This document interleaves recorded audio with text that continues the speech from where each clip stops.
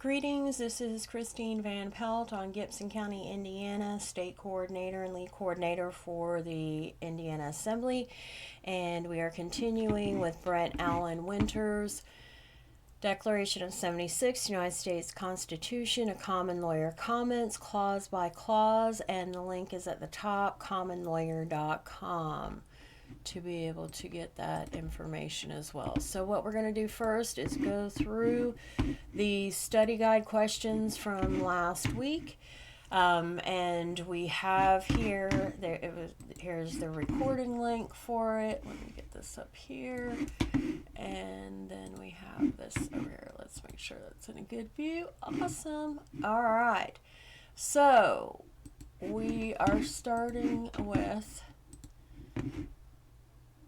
okay, so we have Section 1, Clause 1. Full faith and credit shall be given in each state to the public acts.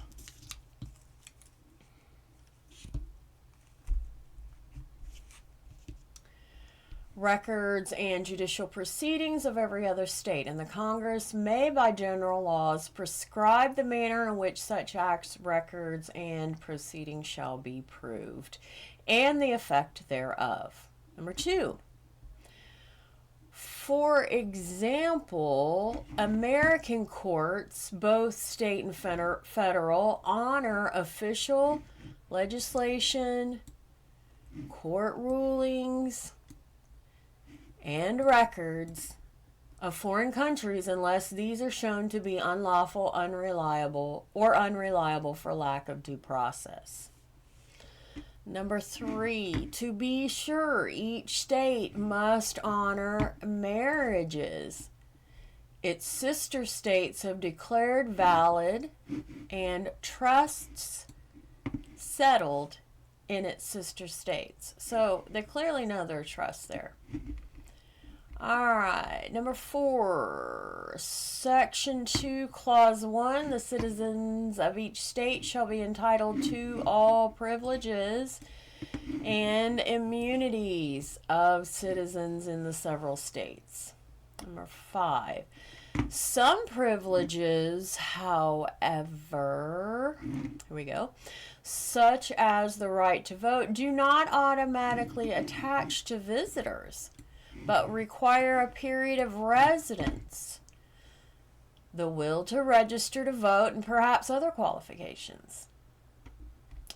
Section 2, Clause 2. A person charged in any state with treason, felony, or other crime who shall flee from justice and be found in another state shall, on demand of the executive authority of the state from which he fled, be delivered up to be removed to the state having jurisdiction of the crime. Number 7, because this, let's see, number 7, because this clause never mentions, it should still be in here. Let's see. Because this clause never mentions, let's see, it should still be in here. Oh, because this clause never mentions misdemeanors, some states refuse to hand over fugitives to sister states has charged with only a misdemeanor.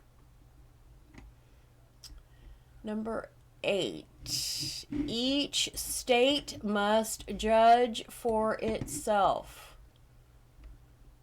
Number 9, by the extradition clause acknowledging the right of any state to bring charges of treason, our Constitution affirms the sovereignty of each separate state, thereby limiting the general government.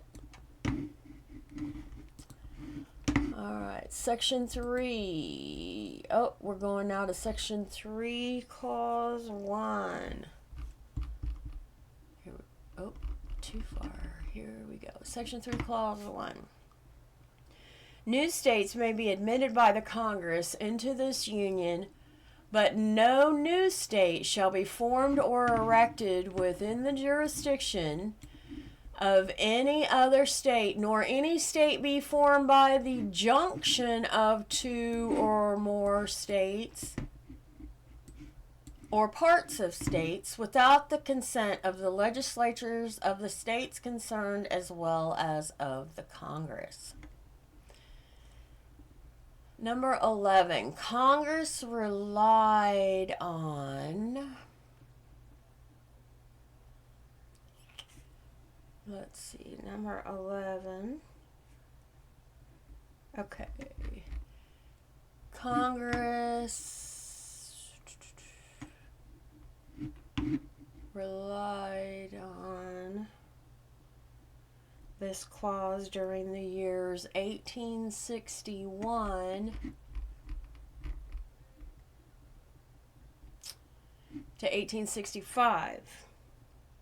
The state of Virginia joined the Southern Confederacy, but people in the northwestern counties of the state chose to stay with the Union and split from Virginia.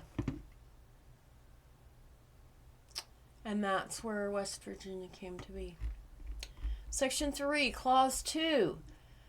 The Congress shall have power to dispose of and make all needful rules and regulations respecting the territory or other property belonging to the United States. Nothing in this Constitution shall be so construed as to prejudice any claims of the United States or of any particular state.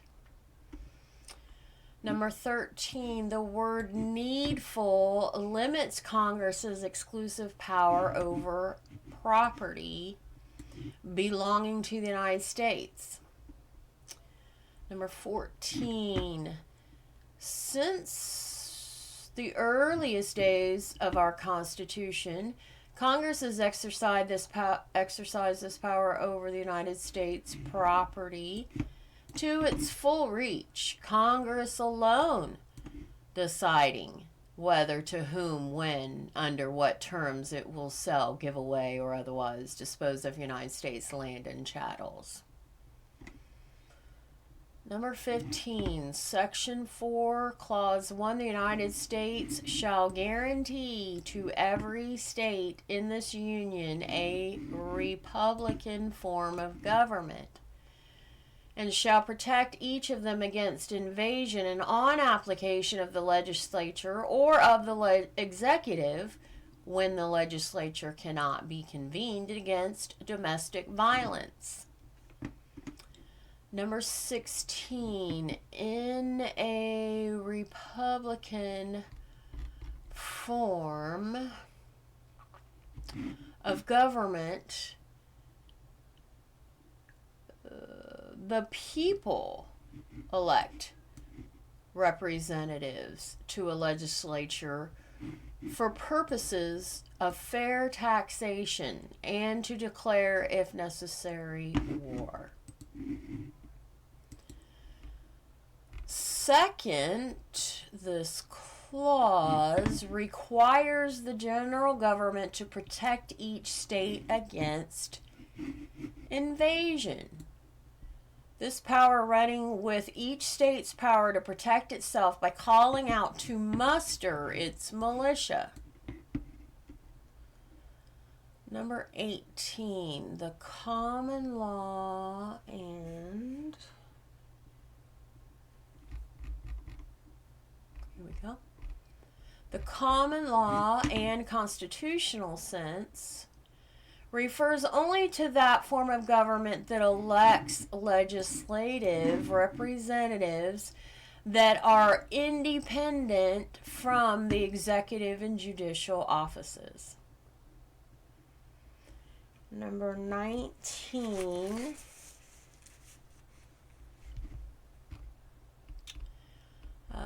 In 1954, even Congress Seeing that the word republic in the American pledge to our flag gave tacit approval to the civil laws, communist republics added the phrase under God after the words the republic for which it stands.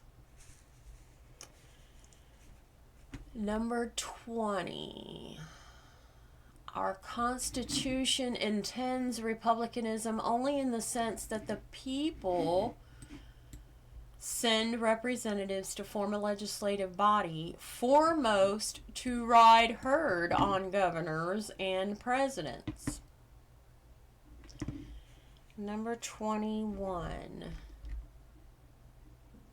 To be sure, they cited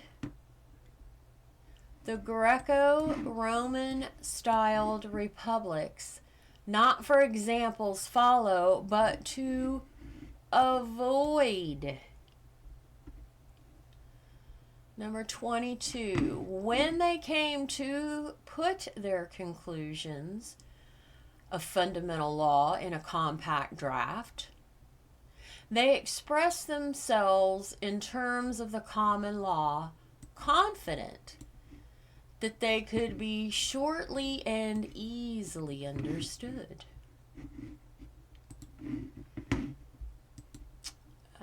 Number 23. Consequently, the language of the Constitution, says Chief Justice Taft, cannot be interpreted safely except by reference to the common law. Number 24. A few decades later, in early 19th century America, resentment against all things English, especially the common law, even fostered an emotional charged and powerful faction out to replace the common law with the civil law. Number 25, bottom line. Courts hold that Congress, by seating the senators and representatives any state sends, provides conclusive evidence of that state's Republican form of government and thus bars the general government's intrusion under the Republican form clause. All right, so now we have our next round of reading, pages 156 to 162. And here is the YouTube link for that. So we'll go ahead with this reading. Greetings, this is Christine Van Pelt on Gibson County, Indiana, State Coordinator and Lead Recording Secretary for the Indiana Assembly. And we are continuing with Brent Allen Winters' Declaration of 76. United States Constitution, a common lawyer comments clause by clause. All right, and we are here. Article 5. The Congress, whenever 2/3 of both houses shall deem it necessary, shall propose amendments to this Constitution or on the application of legislatures of 2/3 of the several states, shall call a convention for proposing amendments which in either case shall be valid to all intents and purposes as part of this Constitution, when ratified by the legislatures of 3/4 of the several states, or by conventions in 3/4 thereof, as the one or the other mode of ratification may be proposed by the Congress, provided that no amendment which may be made prior to the year 1808 shall in any manner affect the first and fourth clauses of the 9th section of the first article, and that no state without its consent shall be deprived of its equal suffrage in the Senate. Comment. This clause limits Congress's proposal of amendments to the Constitution into two ways. by a 2/3 vote of each house or by a national convention called by Congress at the request of 2/3 of the states. Then, in order to become part of the Constitution, either of the legislatures of 3/4 of the states or conventions in 3/4 of the states must ratify, which is approve it. The framers made it hard to amend our Constitution. Congress has considered more than 9,000 amendments, but has submitted only 33 to the states for ratification. Of these, only 27 were ratified. Only Amendment 21 was ratified by state conventions. State legislatures ratified all others. Our Constitution sets no time limit to ratify a proposed amendment. Courts hold, however, that an amendment must be ratified within a reasonable time, and Congress defines reasonable as it did when it allowed ratification of Amendment 27 on 7 May 1992, over 202 years after its proposal.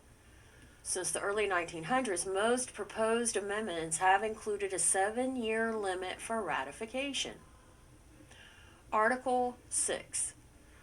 Article 6, Section 1. All debts contracted and engagements entered into before the adoption of this Constitution shall be as valid against the United States under this Constitution as under the Confederation. Comment. This clause promises that the United States will honor all debts and obligations made before the adoption of our Constitution. National debts to individual Americans in the original states arising from the colonial's war with Britain are in view. After our war for secession from Britain's empire, the states proved giving Virginia, for example, gave to the general government millions of acres of her hard-fought for western lands reaching across southern Ohio, Indiana, and Illinois to help pay the war debt. Connecticut gave of her Western Reserve Charter land strip, also reaching clean to the Mississippi. In spite of this clause's promise, the general government failed to honor its debts to those who had gained for the United States. By sheer audacious intrepidity, vast land tracts we now enjoy. For instance, George Rogers Clark, at his own cost with Virginia Governor Patrick Henry's authority, a mere 160 men, much grit and even more bluff, took the entire Wabash, Ohio, and eastern Mississippi valleys.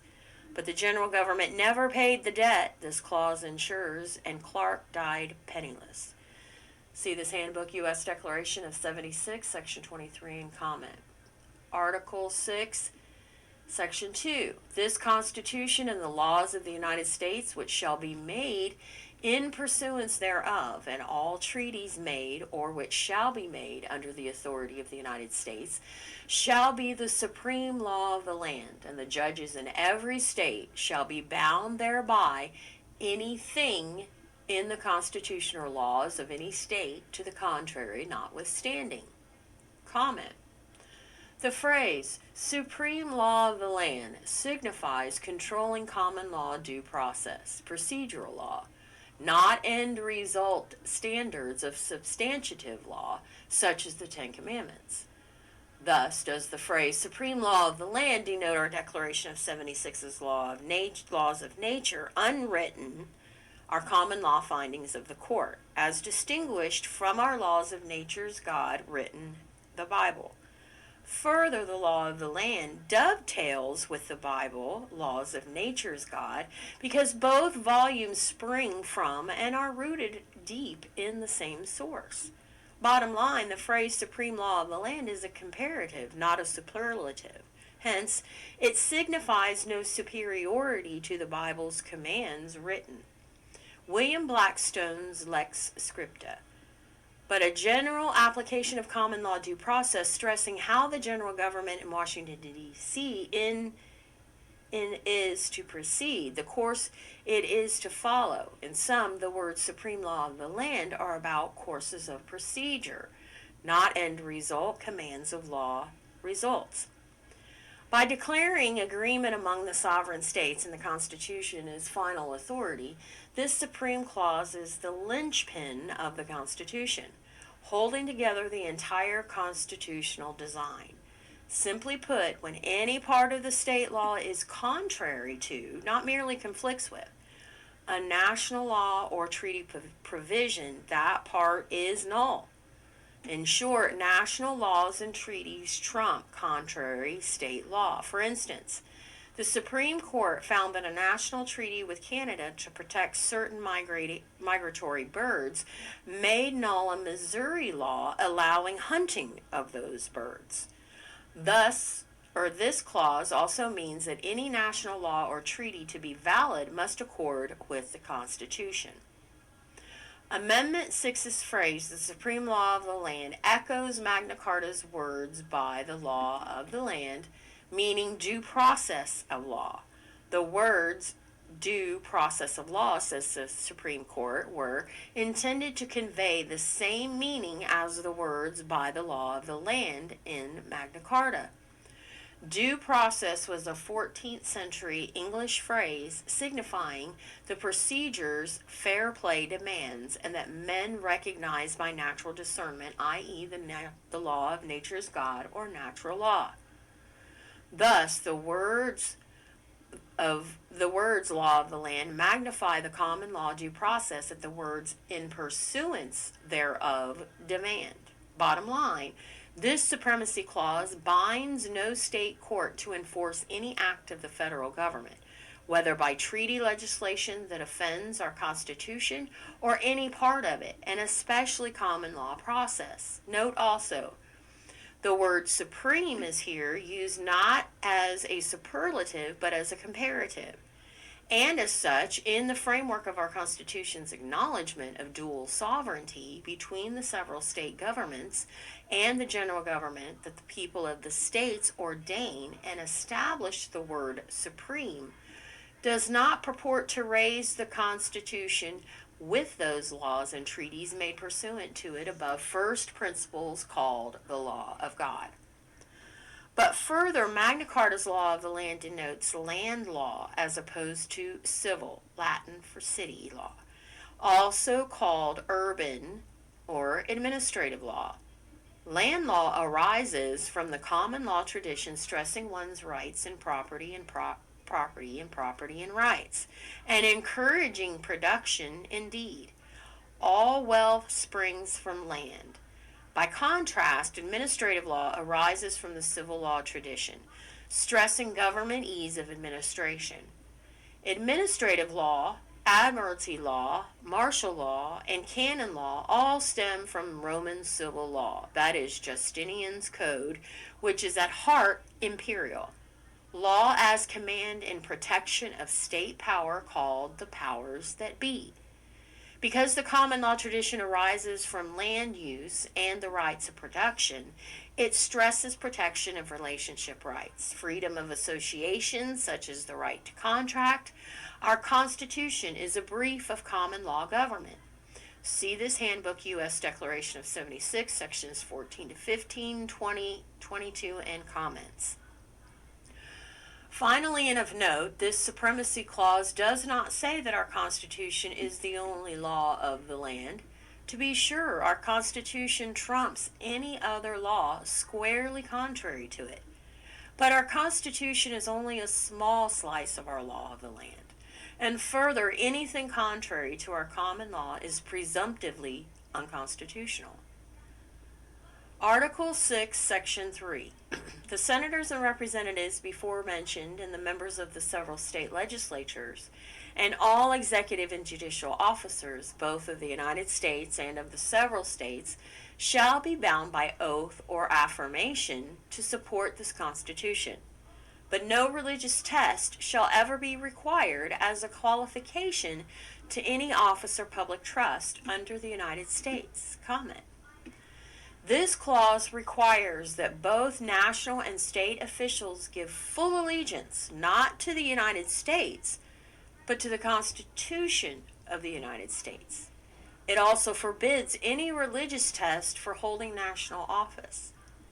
The true American's loyalty is never to any mere king or queen, emperor or empress, executive, priest, or president, but to true law. Indeed, the common law requires of public officers allegiance to the laws of nature's God, never to the government or any chief of state. See this handbook Constitution, Article 2, Section 1, Clause 8, and comment on oaths. The option of affirmation is meant to accommodate those Christian sects adverse to oaths arising from our sincere but mistaken exegesis of Matthew 5:34. Our common law also acknowledges this option of affirmation. Blackstone's commentaries accord. See verse 4, chapter 4 at 53. Article 7. The ratification of the conventions of 9 states shall be sufficient for the establishment of this Constitution between the states so ratifying the same. Done in convention by the unanimous consent of the states present the 17th day of September in the year of our Lord, 1787, and of the independence of the United States of America, the 12th, in witness whereof we have hereunto subscribed our names. Attest, William Jackson, Secretary. George Washington, President and Deputy from Virginia. Delaware, George Reed, Gunning, Bedford, John Dixon, Richard Bassett, Jacob Broom. Maryland, James McHenry, Dan of St. Thomas, Jennifer, Daniel Carroll. Virginia, John Blair, James Madison. North Carolina, William Blount, Richard Dobbs Spate, Hugh Williamson. South Carolina, J. Rutledge, Charles Coatsworth Pinckney, Charles Pinckney, Pierce Butler. Georgia, William Few, R. Abraham Baldwin. New Hampshire, John Landon, Nicholas Gilman. Massachusetts, Nathaniel Gorman, Rufus King. Connecticut, William Samuel Johnson, Roger Sherman. New York, Alexander Hamilton. New Jersey, William Livingston, David Brearley, William Patterson, Jonah Dayton. Pennsylvania, Benjamin Franklin, Thomas Mifflin, Robert Morris, George Clymer, Thomas Fitzgerald Simmons, Jared Ingersoll, James Wilson, Governor Morris. Comment. Our Constitution is offered by the people with the consent of the states. Thus, our Constitution is not by the command of the people's voice, but by their offer, followed by the states' consent, a chief feature of our common law. By the possessive phrase, our Lord, the framers acknowledge their fellowship of duty to Jesus, the Christ of the Gospel records. It is unreasonable to suggest that the framers had any of their person in mind. At least 50, and likely 52 of the Constitution's 55 signers professed the truth of the Bible. All of them respected the Bible. Moreover, popular translations of the Bible, with which they were all familiar, when stressing God's faithfulness, rendered the possessive plural of his name. When Y, 3 syllables pronounced Yahweh, our Lord, as done here. Our Constitution signers agreed with Captain Preston and most all other colonial Americans. Only the God of Scripture has the true sovereignty that necessarily limits all governments on earth. Accordingly, they spoke with one voice to draw limits for government. Indeed, without their God, government becomes total. Comment. Unlike our Declaration signatures made for evidence of reliance on God and loyalty to one another, our Constitution signatures witness that the delegates did indeed ratify our Constitution as written on the document signed. Our Constitution leaves many key words, i.e. dollar, militia, jury, undefined, because such words were well known by all in the 1780s. To apply our Constitution aright, such words must be taken as the framers understood them. Do not separate text from historical background. If you do, you will have perverted and subverted the Constitution, which can only end in a distorted, bastardized form government. James Madison. The Constitution is not an instrument for the government to restrain the people. It is an instrument for the people to restrain the government, lest it come to dominate our lives and interests. Patrick Henry. But always remember, the sacred rights of mankind are not to be rummaged for among old parchments or musty records. They are written as with a sunbeam in the whole volume of human nature by the hand of divinity itself, and can never be erased or obscured by mortal power. Thomas Jefferson. All right, that is the end of this week's reading. Okay, so we will go ahead then and go through the questions, study guide questions for that reading so that you can be able to go through it and be prepared for next week. And again, here is the link on here for that reading. Okay, number 1, the Congress, whenever blank plus of both blank shall deem it necessary, shall propose amendments to this Constitution, or on the application of the legislatures of 2/3 of the several states, shall call a convention for proposing amendments. Number 2, then in order to become part of the Constitution, blank, the legislatures of blank of the states or conventions in 3/4 of the states must ratify, approve it. Number 3, the framers made it blank to amend our Constitution. Congress is considered more than blank amendments, but has submitted only 33 to the states for ratification. Number 4, our Constitution sets no blank limit to ratify a blank amendment. Article 6, number 1, all debts contracted and engagements entered into before the blank of this Constitution shall be as blank against the United States under this Constitution as under the Confederation. Number 2, this clause blank that the United States will blank all debts and obligations made before the adoption of our Constitution. Number 3, in spite of this clause's promise, the general government blank to honor its debts and those who had gained for the United States, by sheer audacious intrepidity, vast land tracts we now blank. Number 4, clause 2 here. Section 2, this Constitution and the laws of the United States, which shall be made in pursuance thereof, and all treaties made or which shall be made under the authority of the United States, shall be the blank law of the land, and the blank in every state shall be bound thereby anything in the Constitution or laws of any state to the contrary notwithstanding. Number 5, further, the law of the land dovetails with the blank laws of nature's God, because both volumes spring forth and are rooted deep in the same blank.